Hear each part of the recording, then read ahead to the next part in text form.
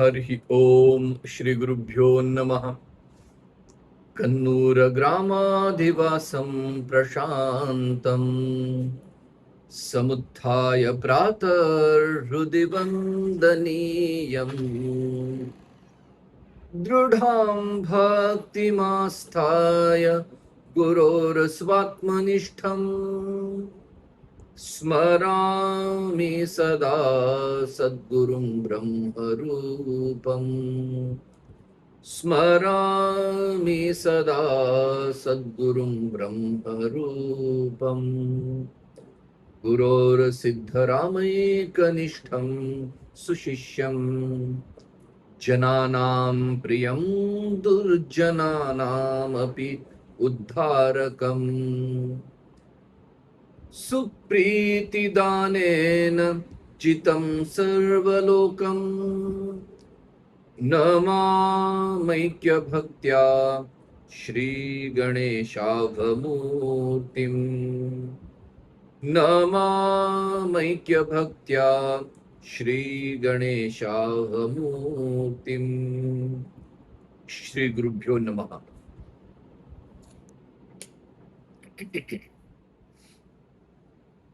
परमपूज्य समर्थ सद्गुरू श्री गणपतराव महाराज कन्नूर यांच्या दिव्य चरणी भक्तिभावे अनेक नमस्कार करून आत्मज्ञानाची पंचपक्वान्ने महाराजांच्या स्फुट लेखनाने तयार झालेला हा ग्रंथ, त्या ग्रंथाच्या प्रस्तावनेमध्येच महाराज सांगतायत की हा जर आत्मज्ञान एक वृक्ष असा आपण समजला तर आजचं जे प्रकरण वाचलं गेलं तर हे त्याचं काय महत्व सांगतात. हे पहिलं पक्वान्न जे आहे ते वृक्षाचं अंकुर आहे. दुसरं पक्वान्न जे आहे ते वृक्षाचा बांधा आहे. तिसरं आणि चौथा पक्वान्न हे वृक्षाचं विस्तार आहे. आणि पाचवं पक्वान्न म्हणजे या ज्ञान वृक्षाचे मधुर फळ आहे. तर या चौथ्या पक्वान्नामध्ये समर्थ सद्गुरू महाराजांनी साधकाने करावयाचा प्रत्यक्ष अभ्यास याबद्दल चर्चा केलेली आहे.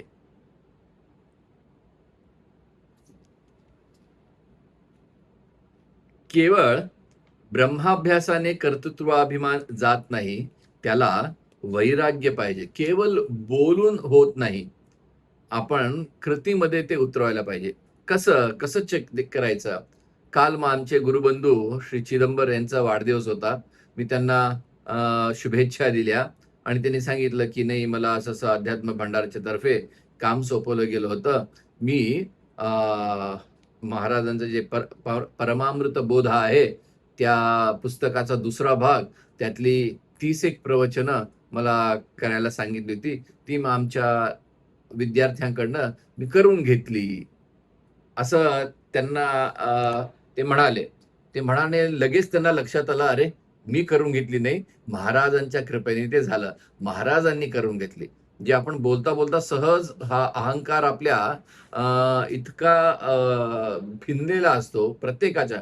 त्यांचं उदाहरण काय दिलं, त्यांनी परत लगेच सुधारणा केली. नाही, मी केलं नाही, मी करून घेतलं नाही, महाराजांनी आमच्याकडनं करून घेतलं. तर असं साधकांना डे टू डे लाईफमध्ये जे जिथं अहंकाराचं स्फुरण होतं, लगेच तिथं एक चेक ठेवायला पाहिजे. म्हणजे एक आपलं सुज्ञ मन तिकडं म्हणजे महाराज तर म्हणतात हा अहंकार सोडायचा म्हणजे जीवगुण सोडायचा, अज्ञानाचा नाश करून घ्यायचा, अहंकाराचा नाश करायचा. म्हणजे हे सर्व एकच आहेत. वेगवेगळ्या भाषेमध्ये वेगवेगळ्या शब्दाने सांगितलं तरी हे सोडायचं म्हणजे रात्रंदिन आम्हा युद्धाचा प्रसंग असल्यासारखाच आहे. म्हणजे डोळ्यात तेल घालून कुठं कधी केव्हा कसं हे वरती येईल सांगता येत नाही.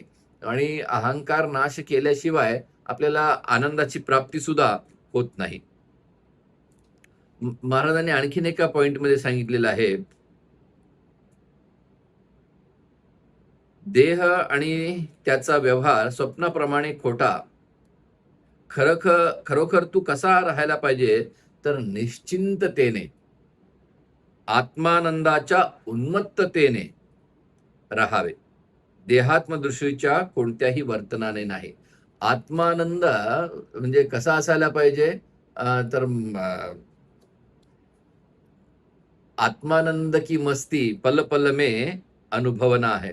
म्हणजे उदाहरण द्यायचं झालं तर आत्मानंदाची मस्ती कसं असते, ती उन्मत्त अवस्था कशी असते.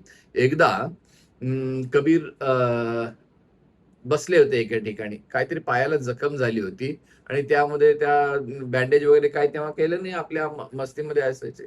मग त्याला थोडं ते पस वगैरे झालं होतं वाटतं. कुठूनतरी कुत्रा आला आणि त्याला त्याचं रक्त दिसलं, हे दिसलं, येऊन तो चाटायला लागला आणि चाटायला लागलेलं रक्त आलं तर आणखीन त्याला जखम करून खाल्ला. लोकं कोणतरी लक्ष केलं आणि म्हणाले, "ओ कबीर, काय खबर आहे की नाही? बघा तुमच्या पायाला कुत्रा चावतोय. म्हणजे ते किती दुखापत करतोय तुम्हाला." तर ते आपल्या आत्मानंदामध्ये होते. कबीरांच्या तोंडून उद्गार निघाले, "चमडा जाने, कुत्ता जाने." म्हणजे ते देहातीत अवस्थेमध्ये होते. कसल्या उन्मत्त आत्मानंद अवस्थेमध्ये होते. ते म्हणाले, "हे शरीर मी नव्हे. शरीराला काय झालं तर मला मी आणि शरीर हे वेगवेगळं भिन्न-भिन्न आहे. आपलं तादात्म्य भाव कसा असतो, शरीर म्हणजेच मी म्हणजेच शरीर.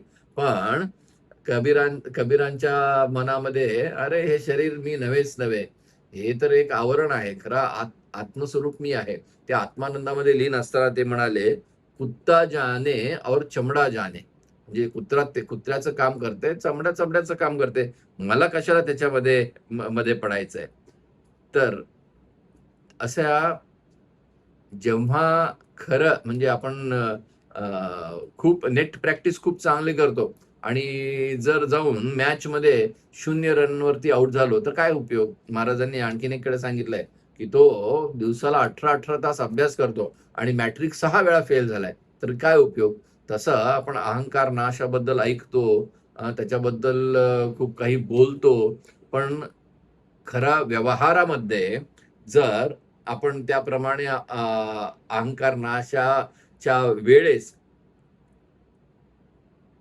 म्हणजे बरोबर त्या त्या पॉइंटला जर आपण जागरूक झालो नाही आणि आपला कसा पण अहंकार जर बाहेर पडत असेल, तर आपण त्या विद्यार्थ्याप्रमाणे महाराज सांगत ना, ते आपल्या मनाला इजा होऊ नये, दुखवू नये म्हणून ते कोणाचं तरी दुसऱ्याचं उदाहरण देऊन सांगायचे, की "बघा बाबा, तो मुलगा तसा होता." म्हणजे त्या मुलाप्रमाणे खूप खूप वेळा अध्ययन करून, अनुसंधान करून,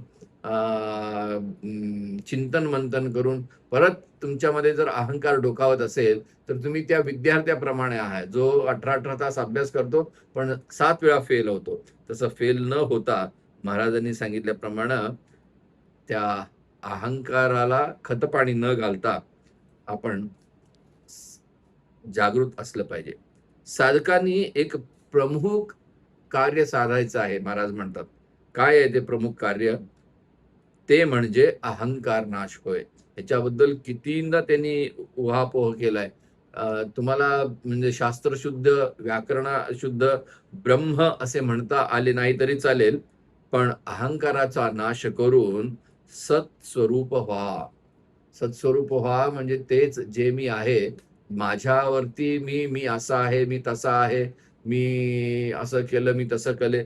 ज्याचा माझ्याशी काही संबंध नाही. त्याचं हे आवरण जे आपण ओढून घेतलेलं आहे आणि तेच आपल्या सर्व दुःखाला, कष्टाला कारण झालेलं आहे. अहं ममेत्ययं बंधः नाहं ममेति मुक्तता. हे अहंकार आणि ममकार जसे एका झाडाची पानं-मुळं म्हणतो ना आपण तसं फक्त अहंकार सोडला तर चालत नाही. ममकार पण त्याच्याबरोबर असतो. त्या दोन्हीवरती महाराजांनी घाला घालायला सांगितलंय आणि हे प्रमुख कार्य साधायचं आहे म्हणून म्हणजे अत्यंत महत्वाचं आहे. महाराजांचं मी लोकांना सांगत असतो. आमच्या महाराजांचं पी-एच-डी काय आहे? तर हे ह्याच्यावरतीच आहे, की हा जीवभाव कसा सोडायचा, अज्ञानाचा नाश कसं करायचा आणि मुख्यतः त्याला कारणीभूत आहे हे अज्ञान आणि अज्ञानाला हे अहंकार, मी आणि माझे. ते सोडायला प्रयत्नपूर्वक आपण सामोरे जायला पाहिजे.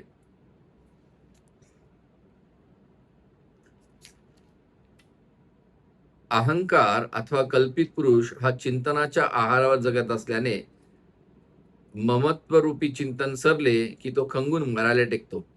अशा वेळी मोठ्या चातुर्याने अरे माझ्या सहज अस्तित्वात हा गोमाजी अजूनही राहिला आहे की तो मी म्हणून विनाकारण डोके वर काढतो असं असे म्हणून अहंकाराचा नाश करावा. म्हणजे ह्याला आपणच खत पाणी घालतच असतो. थोडं विषय चिंतन केलं तर काय झालं? आणि म्हणून थोडं, थोडं, थोडं, थोडं, थोडं करत एवढं लांब वाढवून ठेवत असतो. म्हणून प्र प्रत्येकानं म्हणजे प्रत्येक साधकानं लक्षात ठेवलं पाहिजे, की हे आपली 24/7 जे आपलं चिंतन चालू आहे, किती कल्पना आपण करतो आहे, किती अ, वायफळ बडबडतो आहे, जे अजिबात काही कामाचं नाहीये, असं चिंतन आपल्या डोक्यात किती येतं, किती कल्पना येतात, ह्याच्याकडं जागृत ठेवलं पाहिजे. म्हणजे मला संबंध नसलेले विचार, मला संबंध नसलेले बोलणं, मला संबंध नसलेल्या कल्पना यांच्यावरती घाला घातला, तर थोडं-थोडं कारण खूप लोकं येऊन विचारत असतात, की आम्हाला वाचतो आम्ही, वाचलेलं लक्षातच राहत नाही, काय करावं? तर त्यांना सांगत असतो, की जे नको आहे, ते सोडलं तर जे पाहिजे आहे ते उरतं. कारण सर्वांना भगवंताने दिलेलं ते मेंदू एवढाच पोर्शनाचा आहे. एवढा लहान आहे. तर त्या मेंदूमध्ये नको असलेली म्हणजे जसं आपण फॉर्मॅट करतो ना मोबाईलमध्ये, जी मेमरी घालून टाकतो, जी आवश्यक नाहीये. जे व्हिडिओज आहेत, फोटोज आहेत, आणखीन काही फाइल्स आहेत, ते असं बाजूला ढकलून डिलीट करून टाकतो. तसं पाहिजे असलेलं जर आपल्याला ठेवून घ्यायचं असेल, तर नको असलेलं बाजूला काढायला पाहिजे. तसं ह्या नको असलेल्या, मला संबंध नसलेल्या, ज्याचा आणि माझा कुठेही संबंध नाही, असल्या ज्या कल्पना मी करत असतो, त्या कल्पनांना थारा न देता माझा मीच होऊन राहायचं आहे. आणि तेच खरं साधन आहे. आपलाच बळी द्यावा म्हणजे अहंकार नाश करावा. हीच अत्यंत श्रेष्ठ आत्मनिवेदन भक्ती होय. पण आपणास राखून गौणी भक्ती करणारे जास्त. आपण नाहीसे होऊन देवत्व पावणारे विरळा.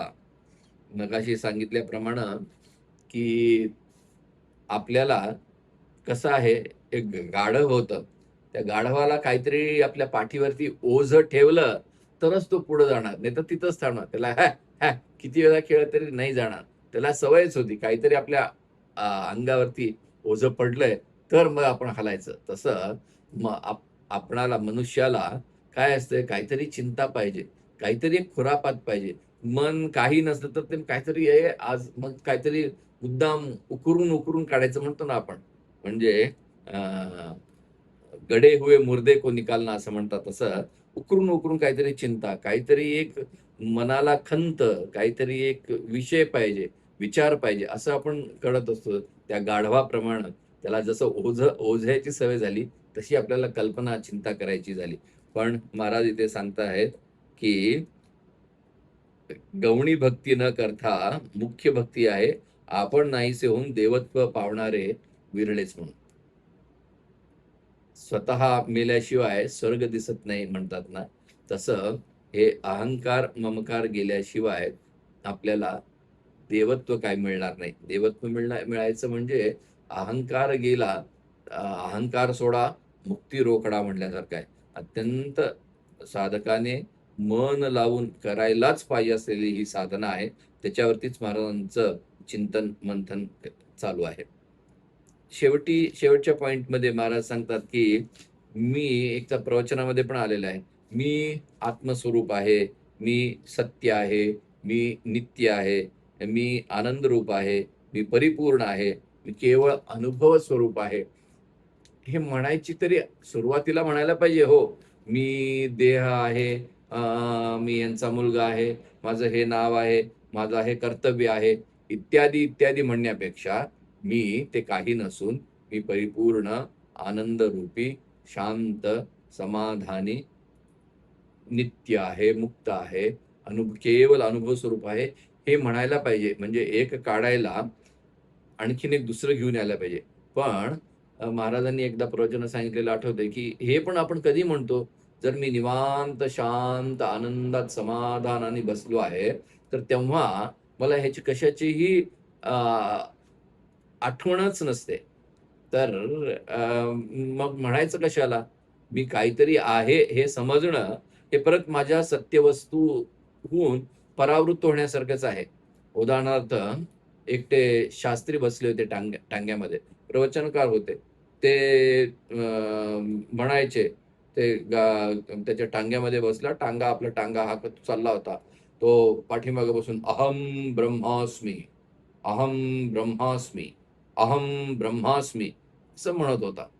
अहं ब्रह्मास्मी, अहं ब्रह्मास्मी. ते टांगेवाला मध्ये-मध्ये बघणार त्याच्याकडे. हे काय म्हणतात अहं ब्रह्मास्मी, अहं ब्रह्मास्मी.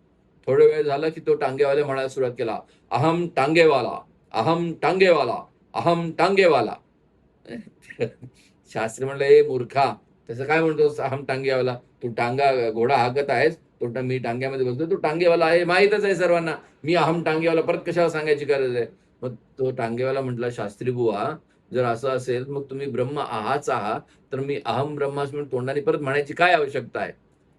कधी म्हणायला पाहिजे, मी जीव आहे, मी दुःखी आहे, मी असं आहे, मी तसा आहे, हे म्हणण्यापेक्षा हे हे टाळण्यासाठी मी ब्रह्म आहे.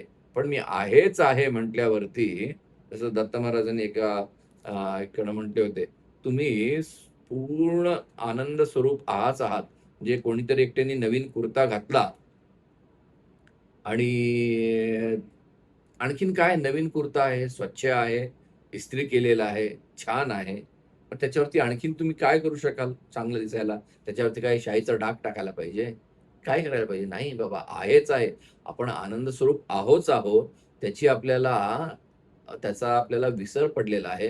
का? तर या अहंकार आणि ममकारामुळं त्याच्यावरती जे आच्छादन झालेलं आहे, ते काढण्यासाठी ही साधना सांगितली आहे. तसं आपण आहोच आहो, त्या आनंद स्वरूपाचा आपल्याला विसर पडलेल्या या अत्यंत घातक अशा अहंकार आणि ममकार, त्याचा कुठं नायनाट करायचा, किती वाचलं तर ते जाणार नाही, किती ऐकलं तर ते जाणार नाही. पण प्रॅक्टिकली जेव्हा आपण कार्यरूपामध्ये त्याच्यावरती अ, अंमल करतो, म्हणजे कुठं-कुठं आपला अहंकार वर डोकं काढत असतं, तिथं-तिथं त्याला ठेचून, "अरे, करता-करविता तू आहे, मी नाही, माझं नाही, माझ्यामुळे नाही, ते त्यांच्यामुळे झालंय. करता तो आहे. मला काय, माझी काय बुद्धी आहे, माझी काय योग्यता आहे." असं आपल्या स्वतःला जो अहंकार वरती येत असतो, तेव्हा ह्या व्यवहारामध्ये त्याचं निरसन करून नित्य मुक्त होऊयात, नित्य आनंदी स्वरूपात राहूयात आणि तेच खरं सद्गुरूंना आपल्याकडून अपेक्षित आहे. तर इथे जमलेल्या सर्व गुरुबंधू, गुरुभगिनींना पुनश्च अभिवादन करून मला आज अहंकार नाशाबद्दल बोलायला संधी दिलीत, आत्मावलोकन करायला संधी दिलीत. मी आपणा सर्वांचे, विशेषतः डॉक्टर ओंकार प्रसाद वैद्य यांचे अ, आभार व्यक्त करून माझ्या वाणीस विराम देतो. राजाधिराज सद्गुरुनाथ महाराज की जय. धन्यवाद श्रीकृष्ण महाराज. खूप छान वाटलं, खूप छान